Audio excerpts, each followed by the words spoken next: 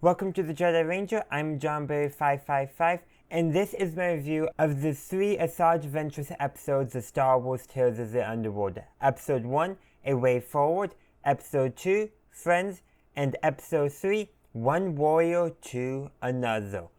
So, timestamps will be down below where I talk about each individual episode, so feel free to jump to those sections if you would like. But stay tuned to the very end because I will be talking about all 3 episodes together.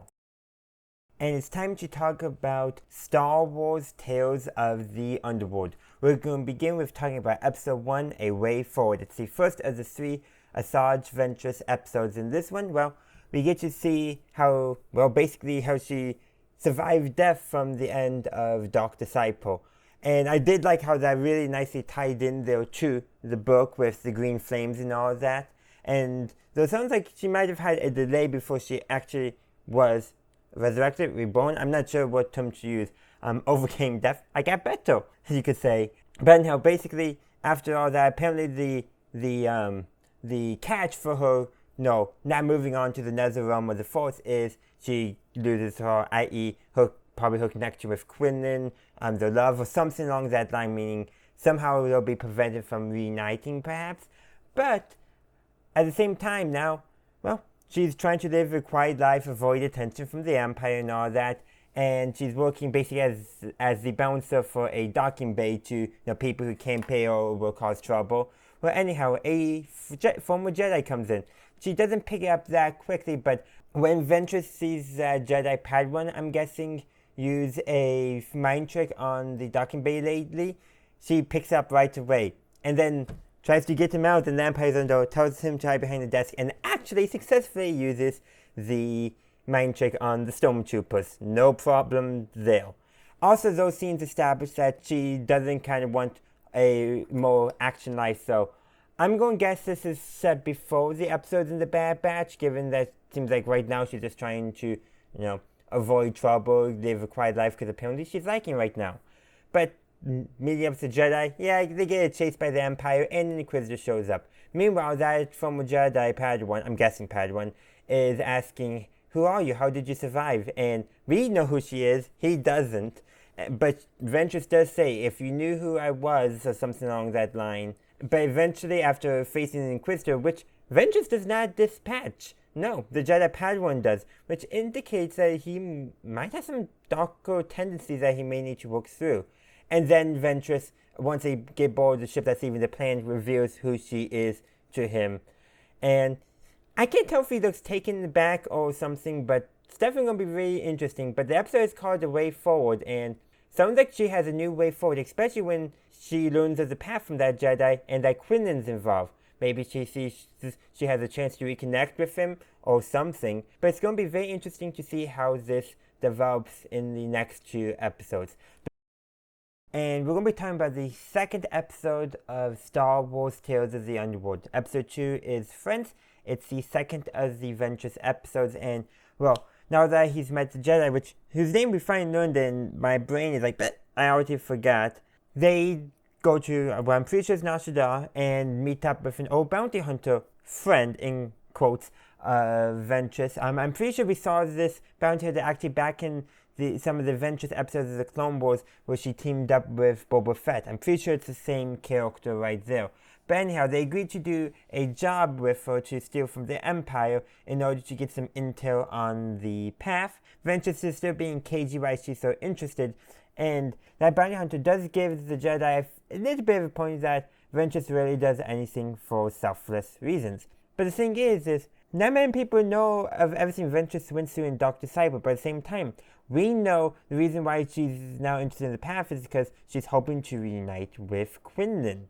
That puts some context into what's going on. She does have this selfish motive in there, but we also know that Ventress, she's changing as a character. She's becoming more selfless. We saw that with her cameo, and a bit more than a cameo in Star Wars The Bad Batch, which I'm pretty sure this is set before. So the timeline might be a bit fuzzy there, because it seems like Zero was more involved with the path, but regardless of that point, the point being here is Friends is the title of the episode, and in the bounty hunter business, you really don't have friends. You only have acquaintances who you know better than other acquaintances. But the episode ends with the Jedi saying that he trusts Ventress, giving her the information because they get it. The sailing went south and Ventress's friend decided to try to betray them to get the bounty on them instead.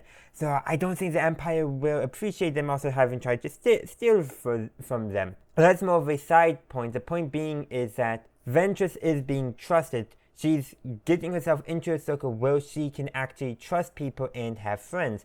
If only she'll let herself, which I think she will, because we gotta remember, I've not seen the Cad Bane episodes yet, but Ventress and Cad Bane will be foes for each other in some way. And from what I know of each individual character already, Ventress is going to be essentially the hero character, while Bane will be the villain character, and the followers will come from their role in the stories respectively. But we still don't know what the intel is. I'm wondering if it's going to be an interesting planet that has some connection to something already associated with Ventress, but we just gotta wait for the episode to see for sure. And it's time to talk about the final Assaj Ventress episode of Star Wars Tales of the Underworld, Episode 3, One Warrior to Another. So, in this episode, they're following up on the lead that they got in the last episode for the path, and Assaj and the Jedi companion, Lonnie? I think I'm fine. Not Lonnie. Lonnie's from Andor.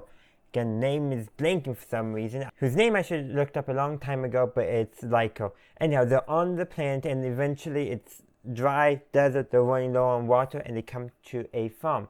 The farm doesn't give them, the farmer's granddaughter, I should say, doesn't give them the most welcoming of reception, but it makes sense.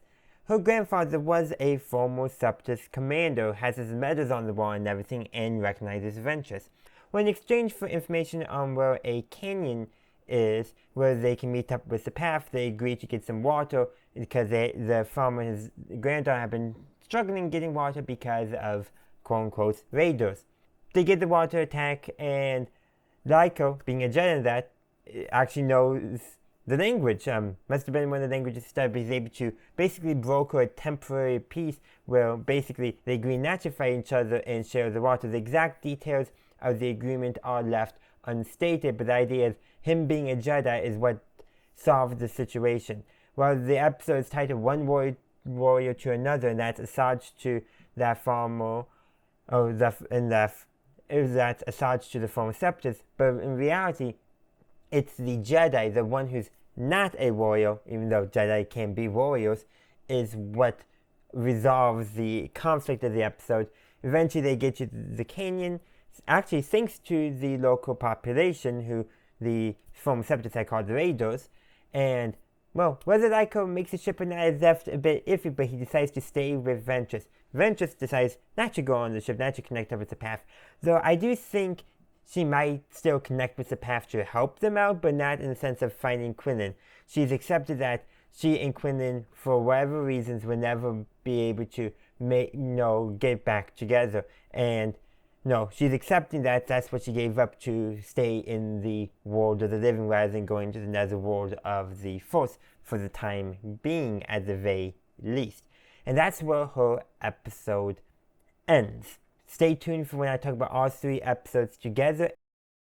So now that we took a look at each individual episode, let's take a look at the picture as a whole. What are we learning about Assaj Ventress, and how will that contrast with Cad Bane? Now, I haven't seen the Cad Bane episodes yet, but I can make some assumptions based off of what we know about his character going in.